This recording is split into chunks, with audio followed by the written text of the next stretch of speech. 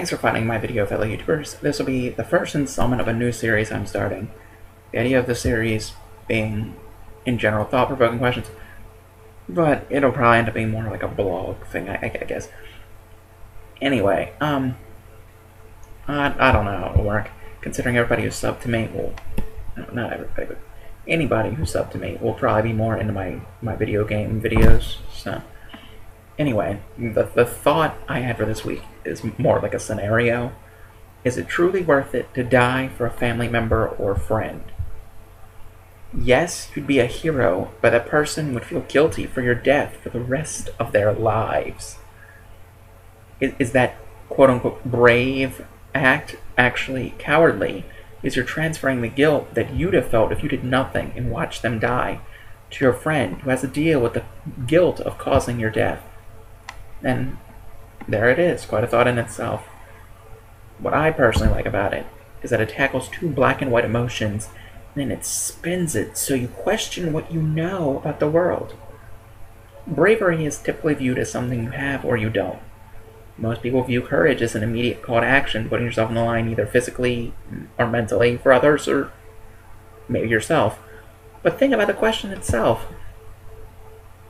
If you don't save the friend, that guilt will follow you your whole life. Guilt like that drives people to do awful things. Say your friend is getting hit by a car. You see them, and what's your first thought?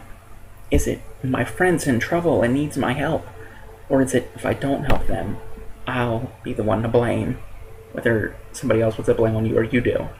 So you spring into action to save your friend. But not because you're brave and it's the quote-unquote right thing to do, but because you don't want that guilt.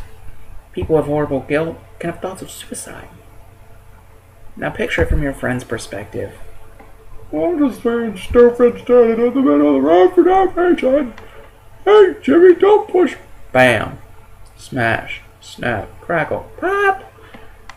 Jimmy, are you okay? Silence hangs. Jimmy, say something to me. It's my fault he died. If I wasn't standing out in traffic, he'd still be alive. I have in essence killed my best friend Jimmy. I'll never forgive myself. Now your friend feels guilty for your death, but if you didn't do it, you'd feel guilty. Sacrificing yourself causes nothing but guilt. Now for the part where I'm going to make a wild statement and everyone is going to gasp and be like, this mother guy's insane. Put in an institute. Bravery doesn't exist. Which will probably cause people to look at this video like I'm a moron. Think about the bravest group or people you know. Maybe it's some policemen. Or do they do their job because they're brave? Or do they do it to help other people? To feel empowered? Maybe they do it because a bad incident happened to them and they want to keep it from happening again. Whatever. Maybe you think firefighters. But they have reasons for what they're doing. Maybe think of a person who stood up for what they believed in, but they had a reason to do it. The reason just overpowered the fear they felt of not doing it.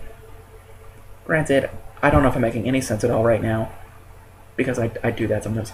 But to rephrase, bravery is the opposite of cowardice. So wouldn't that mean the lack of cowardice is bravery? So if you refuse to be a coward, you're brave. Recently, Obama said he'd save Putin if he was drowning. Well, of course you would. That doesn't make you a nice person or brave. All it means is that your cowardice isn't that low. If you wouldn't save him, you'd have a whole country that hates you. To end this video, I'll ask this. Is it brave to save a friend in need, killing yourself in the progress? Or is it brave to not, and to shoulder the pain and suffering forever? Peace out, home skillets.